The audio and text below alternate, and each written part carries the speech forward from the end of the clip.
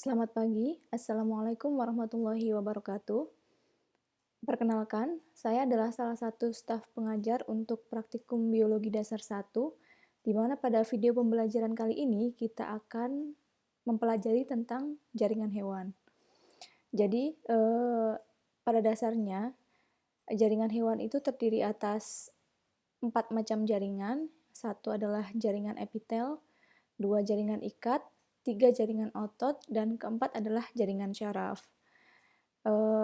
Akan tetapi pada video pembelajaran kali ini, kita akan mempelajari tiga dari jaringan yang ada pada hewan vertebrata, yaitu jaringan epitel, jaringan ikat, dan jaringan otot.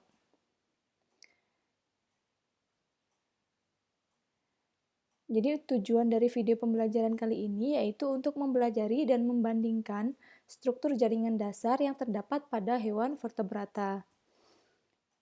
Kemudian pada video pembelajaran kali ini kita akan menggunakan 5 preparat jaringan. Yang pertama yaitu irisan duodenum, di mana dari irisan duodenum ini kita akan mempelajari struktur dari epitel, yaitu epitel selapis silindris dan otot polos. Yang kedua, dengan menggunakan preparat tulang, kita akan mempelajari struktur dari tulang keras. Kemudian yang ketiga, dengan menggunakan preparat trakea, kita akan mempelajari struktur dari tulang rawan. Yang keempat, dengan menggunakan preparat lidah, kita akan mempelajari struktur dari otot lurik atau otot rangka.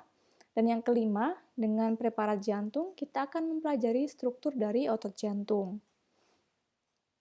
Jadi sebelumnya di sini saya akan sedikit menjelaskan tentang beberapa tipe dari epitel. Jadi yang pertama ada epitel pipih selapis. Jadi penggolongan epitel ini berdasarkan dari bentuk epitel, sel epitel yang menyusunnya ya. Kalau yang epitel pipih selapis ini, dia bentuk selnya pipih dan hanya terdiri atas satu lapis sel. Gambarnya seperti ini ya, ini selnya pipih dan hanya satu lapis, di mana jenis epitel ini biasanya ditemukan pada kantong udara pada paru-paru. Kemudian tipe epitel yang berikutnya yaitu epitel pipih berlapis. Ini ya, epitel pipih berlapis. Ini bentuk selnya pipih juga, akan tetapi selnya berlapis-lapis, terdiri atas beberapa lapisan. Seperti pada gambar ini bisa kita lihat ya, ada beberapa lapis sel yang menyusun dari jaringan epitel. Kemudian untuk tipe epitel yang berikutnya yaitu epitel kubus. Epitel kubus sederhana ya. Jadi ini bentuk selnya menyerupai kubus ya. Seperti kubus, menyerupai kubus ini ya. Ini adalah inti selnya. Kemudian jenis epitel ini biasanya banyak ditemukan pada tubulus-tubulus ginjal. Nah, untuk tipe epitel yang lainnya ada epitel kolumnar sederhana atau epitel batang sederhana. Jadi, untuk yang epitel jenis ini bentuk selnya seperti batang ya, memanjang seperti ini. Kemudian ini adalah inti selnya yang berwarna ungu tua, ini adalah inti selnya. Nah, untuk tipe epitel kolumnar atau epitel batang ini ditemukan pada usus ya, pada usus. Nah, selain keempat tipe epitel ini sebenarnya ada juga epitel pseudostratified. Jadi dia terlihat seperti berlapis, akan tapi sebenarnya dia hanya satu lapis yang biasanya ditemukan pada trakea. Kemudian ada juga epitel transisional yang ditemukan pada kandung kemih. Itu sebagai tambahan informasi saja ya. Kemudian yang tipe jaringan berikutnya yaitu ada jaringan ikat. Jadi jaringan ikat ini ada banyak sekali macamnya. Yang pertama ada jaringan ikat longgar. Jaringan ikat longgar ini dia banyak ditemukan di bawah kulit, di mana penyusun dari jaringan ikat longgar ini antara lain yaitu sel, biasanya sel fibroblast, kemudian ada serat kolagen, serabut kolagen, dan ada juga serabut-serabut lainnya. Jadi pada jaringan ikat yang menyusun hewan itu ada beberapa serabut ya. Yang pertama serabut kolagen, ada serabut elastin, dan yang ketiga adalah serabut retikular. Kemudian untuk tipe jaringan ikat yang berikutnya yaitu jaringan ikat padat. Untuk jaringan ikat padat ini, serabutnya yang menyusun itu tersusun padat ya, seperti pada gambar ini bisa kita lihat, di mana untuk jaringan ikat padat ini dia banyak ditemukan pada ligamen. Ini serabut kolagen, kemudian ini adalah sel-selnya. Nah, untuk tipe jaringan ikat yang berikutnya yaitu jaringan lemak. Bisa kita lihat ini adalah jaringan lemak, di mana satu kesatuan ini adalah satu sel. Untuk yang berwarna kuning ini adalah cadangan lemak atau adiposa, kemudian yang berwarna ungu ini adalah inti sel. Kemudian untuk tipe jaringan ikat yang berikutnya yaitu darah. Jaringan darah, di mana darah ini ada beberapa komponennya ya, ada sel darah, ada plasma darah. Untuk sel darah sendiri ada secara garis besar ada dua macam, ada sel darah merah dan sel darah putih. Sel darah merah tidak memiliki inti dan sel darah putih memiliki inti. Untuk sel darah putih ini sendiri dia macamnya banyak, ada monosit, basofil, neutrofil, limfosit, dan sebagainya. Akan tetapi pada video pembelajaran kali ini kita tidak akan mempelajari lebih dalam tentang jaringan ikat darah. Kemudian tipe jaringan ikat yang lainnya yaitu ada tulang rawan atau kartilago. Jadi tulang rawan ini penyusunnya ada matriks, kemudian ada selnya. Nanti akan kita bahas lebih jauh. Kemudian tipe jaringan ikat yang lainnya yaitu tulang. Ini adalah penyusunnya, ada sentral kanal, ada matriks, dan ada sel. Nah, untuk dua tipe jaringan ikat ini akan kita bahas lebih lanjut pada video pembelajaran kali ini. Kemudian, tipe jaringan yang lainnya ada jaringan otot. Nah, jaringan otot ini sendiri ada 3 macam. Ada otot rangka atau otot lurik. Yang kedua, otot jantung. Dan yang ketiga, otot polos. Untuk otot rangka atau otot lurik ini, dia terlihat setelah dilakukan pewarnaan, biasanya akan terlihat seperti lurik-lurik begini ya, ada pitah terang, ada pitah gelap. Kemudian untuk inti selnya itu biasanya ditemukan pada tepian dari serat ototnya. Jadi ini adalah inti sel yang berwarna ungu gelap, ini adalah inti sel. Kemudian untuk otot jantung, dia juga memiliki seperti lurik-lurik juga, akan tetapi tidak sejelas otot lurik ya. Kemudian ciri dari otot jantung ini dia adalah selnya bercabang. Jadi bisa kita lihat ini satu sel, ini bercabang, di mana ini adalah inti dari selnya.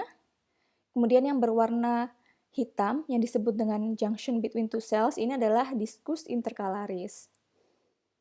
Kemudian untuk tipe otot yang lainnya yaitu adalah otot polos. Untuk otot polos ini dia bentuk selnya seperti gelendong begini ya. Seperti gelendong, kemudian ini adalah inti selnya yang biasanya ditemukan pada bagian tengah dari sel. Untuk kontraksi dari otot ini, jadi yang kontraksinya di bawah kesadaran kita atau bisa kita atur itu hanya otot rangka atau otot lurik. Untuk otot jantung dan otot polos ini dia kontraksinya di luar kesadaran kita.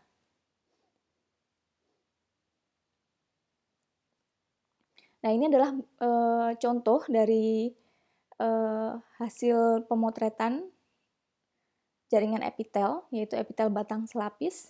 Ini bisa kita lihat, ini adalah sel epitel berbentuk batang ya, bentuknya panjang. Kemudian ini adalah inti selnya, dan ini adalah sel goblet, di mana fungsi dari sel goblet ini adalah untuk mensekresikan enzim yang berfungsi untuk membantu dalam proses pencernaan makanan. Kemudian yang berada di bawah dari epitel ini adalah disebut lamina propria, di mana pada lamina propria ini banyak ditemukan sel plasma. Kemudian yang berikutnya yaitu tulang rawan. Jadi ini adalah contoh gambar dari trakea. Jadi ini adalah trakea, di mana bisa kita lihat ya. Jadi pada trakea itu walaupun kita mempelajari tentang tulang rawan, tapi dia tidak hanya tersusun atas tulang rawan. Jadi contohnya pada gambar ini trakea, di sana ada epitelnya, kemudian ini ada jaringan ikat, kemudian di sini ada tulang rawan. Tapi karena di sini kita hanya fokus pada tulang rawannya, jadi kita tidak akan membahas lebih jauh tentang jaringan yang lainnya yang ada pada trakea. Jadi kita akan fokus pada tulang rawannya. Dan di sini akan saya sebutkan ya, ini adalah yang bagian tepi ini disebut sebagai perikondrium. Kemudian ini adalah disebut kondroblas.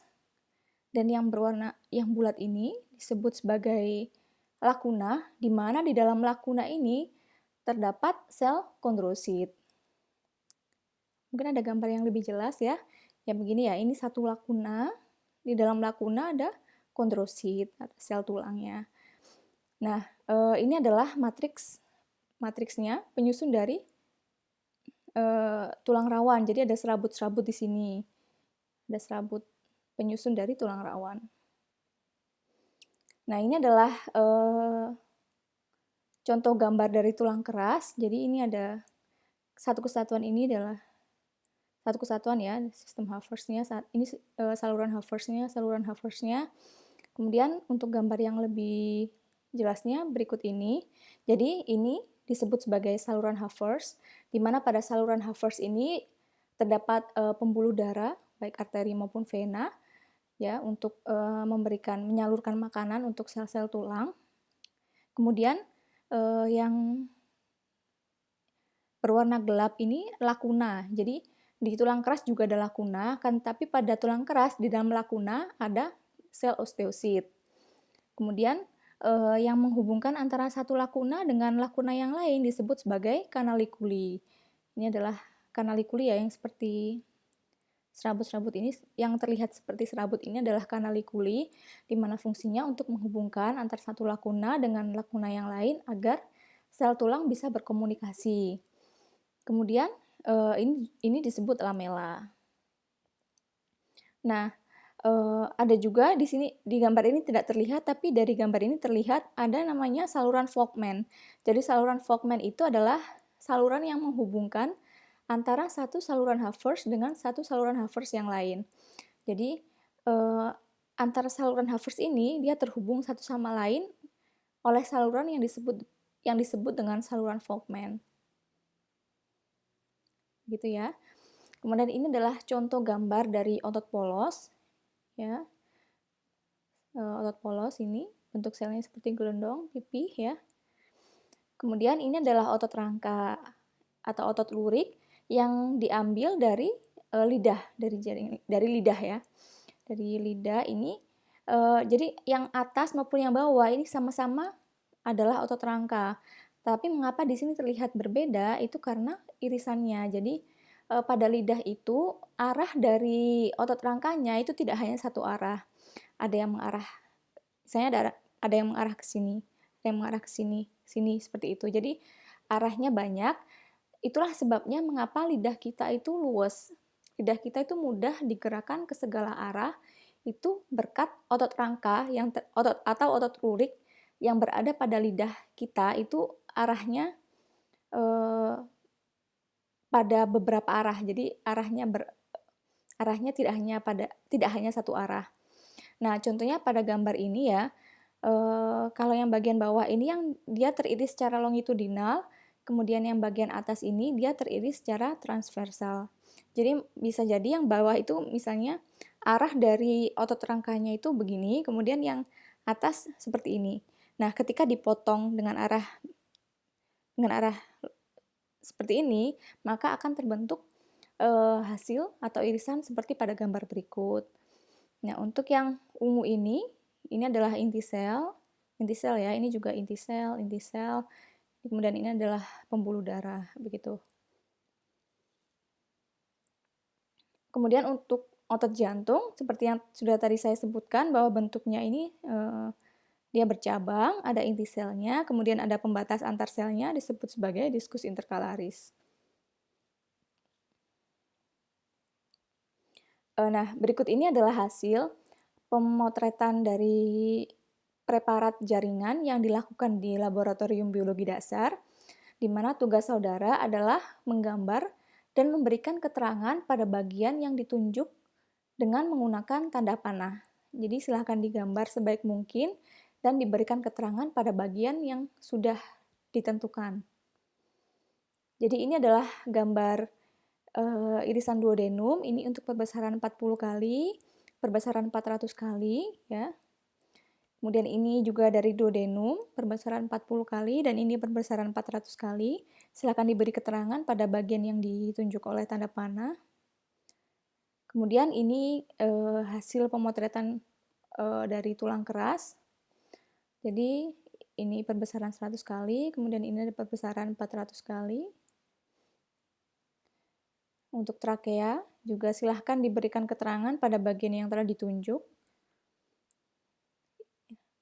Lidah juga begitu, silahkan digambar dan diberikan keterangan sebaik mungkin. Dan untuk jantung juga silahkan digambar dan diberikan keterangan sebaik mungkin pada bagian yang telah ditunjuk dengan tanda panah. Berikut video pembelajaran kali ini. Silahkan dikerjakan tugas yang telah diberikan dan semoga video pembelajaran kali ini bisa memberikan informasi terkait dengan struktur jaringan pada hewan.